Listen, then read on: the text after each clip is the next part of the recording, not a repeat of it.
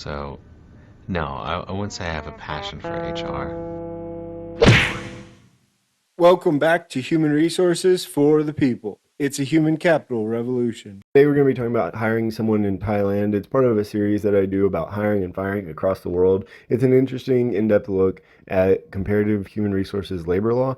So you can compare, see what it looks like when you go to these countries and understand what the culture is like. This article is from Pursuit and Partners, and they write for Lexology. Link down below if you'd like to read more about this.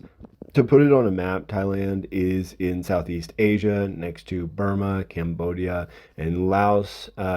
It is a former colonial state, which does inform some of its labor laws. We'll talk about that because I think that there's some interesting things going on. And we'll start off with Personal Data Protection Act. So it just got put in place last year, June 1st of 2022, and it's I want to highlight it because I have seen this from Germany, I believe, and a few other countries where personal data protection acts, which in my opinion, or at least my understanding is the intention behind them is to limit the power of big tech and things of that nature.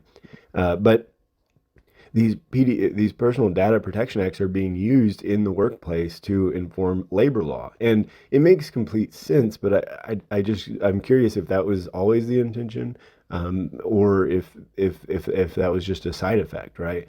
But as a result of the PDPA, you have to get express written consent from applicants to get sensitive personal information, including health records, criminal records, biometric data, etc. And they have to, when an employer conducts its own checks, they got to get written consent. It makes sense. It really doesn't limit anything. I mean, this is effectively the same as the United States. We also get written consent, but I believe that this act was mostly focused on big tech, and so you see here applied in a workplace setting, which again makes sense. And you see that again with medical exams. They cannot, as a result of the act, they can't consent to collect personal information cannot be required as a condition for a party to enter into any contract unless the personal information is necessary. And so, as a result, the scope is reduced significantly. Now, in the United States, quite frequently, this takes the form of like the Americans with Disabilities Act, among other things, where companies just don't want to know all that extra information because it opens them up for so much liability. But in theory, at least, you could collect this information. However, it would be completely legal, but you open yourself up for liability in the United States.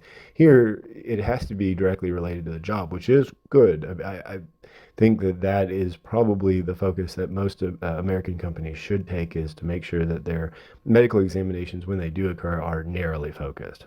But see, the PDPA, again, has requirements around drug and alcohol testing, which is interesting.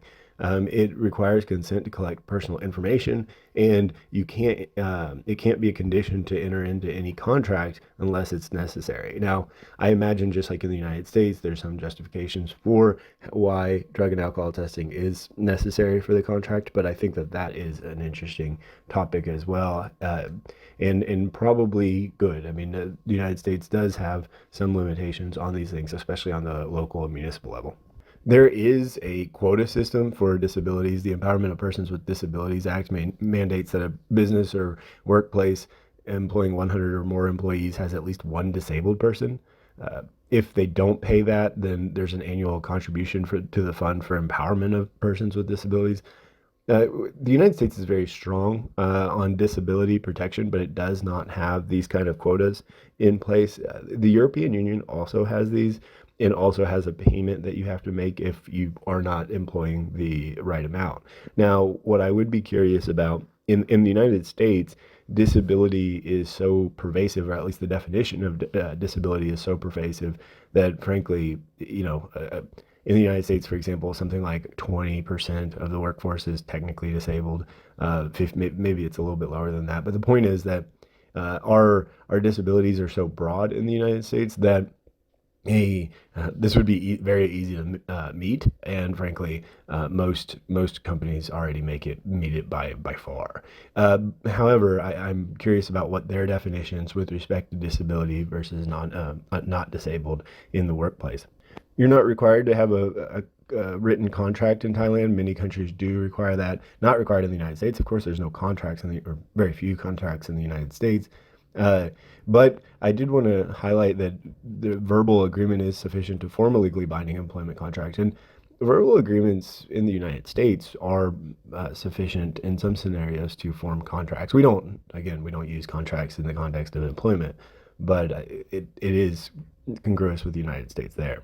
Employers in Thailand can have fixed term agreements with respect to contracts, which what that means is that you can have a set time that someone should work. But if an employee exceeds that, then it ends up devolving into a non-fixed contract. And so fixed term employees are not entitled to advance notice. When the term is coming up, they still may end up getting severance pay.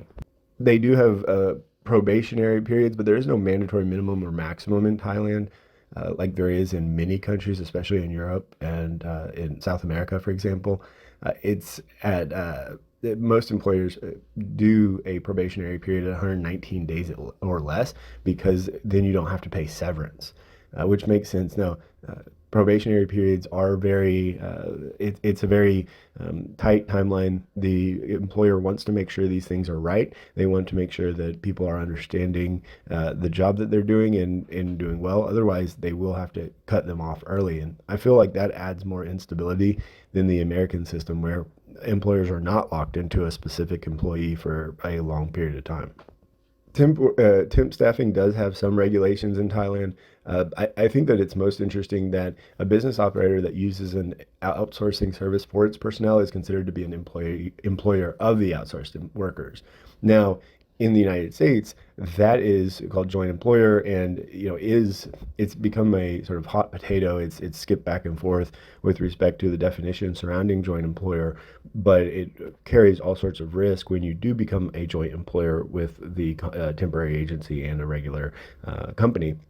And so the idea that it's automatic that the employer becomes the employer of the outsourced or is considered the employer of the outsourced workers sort of reduces there's less of a point of having an outsourcing service. One of the reasons, at least in the United States, that you would outsource is to reduce liability, especially surrounding termination and hiring of employees.